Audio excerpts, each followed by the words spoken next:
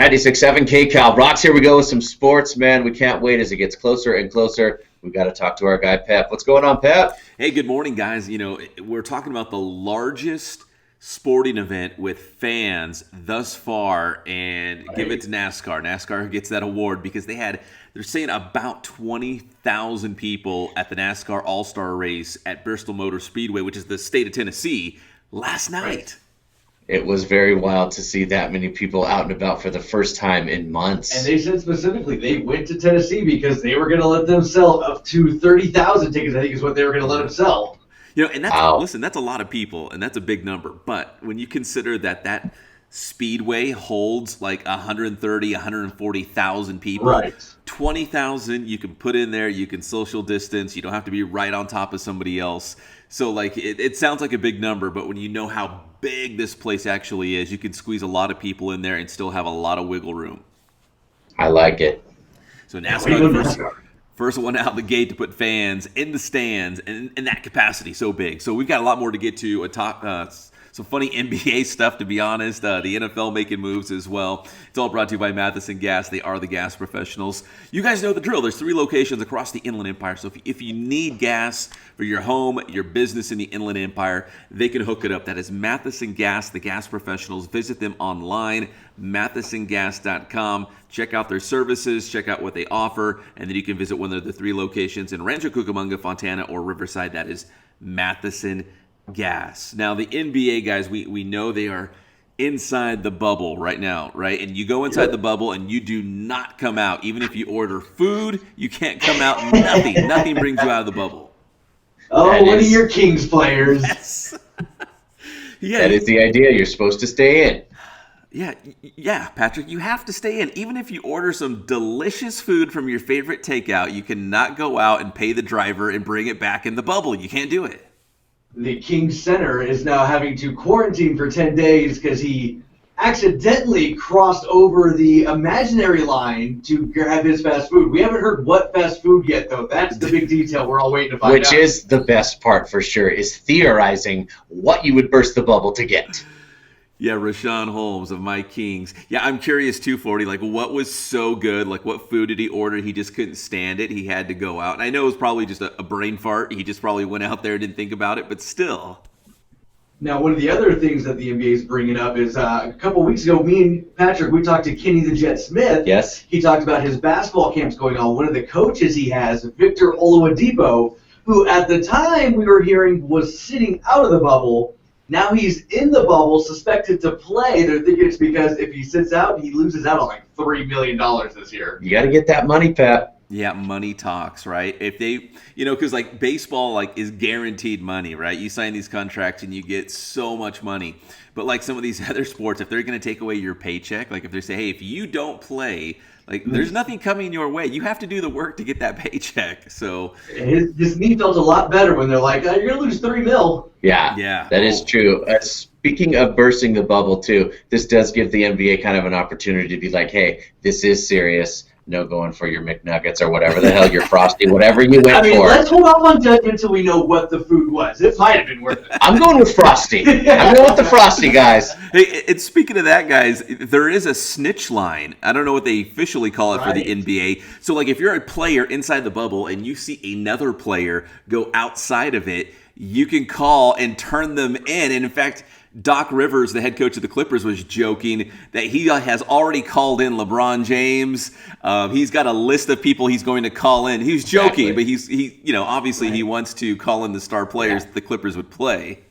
See, everybody's joking around about the snitch line, as it's being called. But if you're going to use it, you don't use it now. You wait till playoffs, then you use the snitch line. You take it back to old school like Billy Martin. You wait till that pine tar's way too high and you sting them when they need it most. That's right.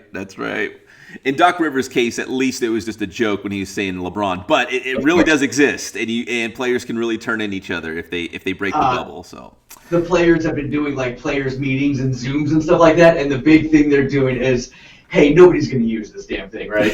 Yeah. Right, guys? Okay, cool. Good meeting. To the NFL, I thought this was very interesting. They have developed a prototype for what they're calling like a face shield. So It's something that would go under the helmet, under the face mask, and it would, I guess, prevent like heavy breathing, maybe to prevent air particles or something from escaping. But I don't know how well this is going to sit with a lot of football players. Gosh, you know how you need air so badly. From what I'm hearing, it's not going over well with the NFL. Especially down here where it's real hot. Ooh. Yeah, and I think it was J.J. Watt. Someone had already spoken out and said, listen, if the NFL tries to make us wear extra protective face gear under the helmet, under the face mask, it's not going to go very well. And I think it was J.J. Watt who had said that. So, but the NFL designed this. Maybe they're designing it early enough that the players can see it and maybe have some suggestions for modifications like, hey, that's not going to work. Or if you do something like, a little bit different, maybe it's a possibility. I think they got to go full-on Top Gun fighter pilot. Strap that thing over the front of the mask that covers the mouth and the nose. Well, at least, hey, maybe they have to be like Beast Mode, Marshawn Lynch, where they did, the oxygen restrictor mask before the game. Maybe everyone kind of has to wear something similar to that in the warm-up. Cut their air. They need that. Right. We can't restrict it. Dude, if everyone was wearing that, would you just like wake up one morning and be like, where am I? What year is this? Where am I living? What is going on?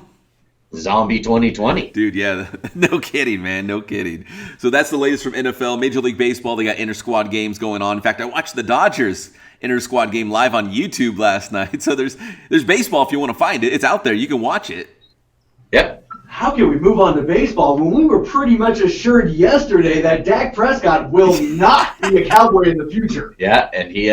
Because he did not get, they didn't get the deal done yesterday. Yesterday was the deadline, so he is on a franchise tag, which means he's getting like $31 million. The highest paid player for the next year. It's only the fourth time that the franchise tag has ever been used on a quarterback. The previous 3 times it's only been used on 2 players. Those 2 players were no longer with that team, Drew Brees and Kirk Cousins. Oh, that's true. Pep, don't you think this is the test McCarthy is putting out? Dak, you got a year. If you don't get it done, in comes. Dak is gone. Andy Dalton's in. I'm Carrot Top. Yeah, I mean, because the franchise tag basically keeps a star player on your team, and it kind of pushes off the negotiating, if you want to negotiate, right? Like the team may figure out, like you said, Mike McCarthy may figure out in a season that, I don't really want to negotiate with this guy. I want to bring in my own guy. But yeah, the franchise tag keeps him there, gives him really good money, and you still don't have to negotiate that contract. But so far, 100% of the time, a quarterback gets hit with that franchise tag, he is gone off that team. See? It's an audition, right? Like for a new head coach, Mike McCarthy and the Cowboys, it's an audition. He's basically got one more year to prove his mettle. He's not sold on Dak. What week will Dak be saying the line, Andy, here's your iPad? When he gets hurt. I don't know. We'll see how sideways the season goes, for the Dallas Cowboys. Because, again, Dak's not bad, but you look around and you see a young guy like Patrick Mahomes and what he's done, or Lamar Jackson, you're like, okay, it can be done. Just because you're a young quarterback, that's not your crutch. You could take a team deep into the playoffs and still be a young guy. Can. It can happen. It's got to be special. And finally, guys, Tiger Woods back on the golf course this morning for the very first time since the coronavirus pandemic began. It's the Memorial out in Ohio. So Tiger Woods, if you're a Tiger Woods fan, and it's usually the main reason why a lot of us watch golf, he is back as of this morning at the Memorial teeing it up. So good for Tiger. He's back, getting it all done. How's Tiger looking out there? It's good. Because it's just starting. He always physically looks good. Like he always passes the eyeball test. You know what I mean? He's like one of the strongest looking guys out on the course. It's always been what you can't see. He's had back problems, some other injuries. So we'll see how Tiger does today. But his first time back on the course in a while. It's like Cam Newton. Supposedly he's all healthy. Hey, those hoes become a burden to carry. Oof. They hurt the back. The 9-iron to the skull, that hurts too. Pep, tell me how to get your stuff. Inland Sports on social media and YouTube. Right now we got an interview with the new UCR men's basketball coach Mike Magpayo, who's actually the first full-blooded Asian to have a Division I head coaching job. Mike coming from the Philippines, so very cool. All right. Very cool. Thanks, Pep. Perfect.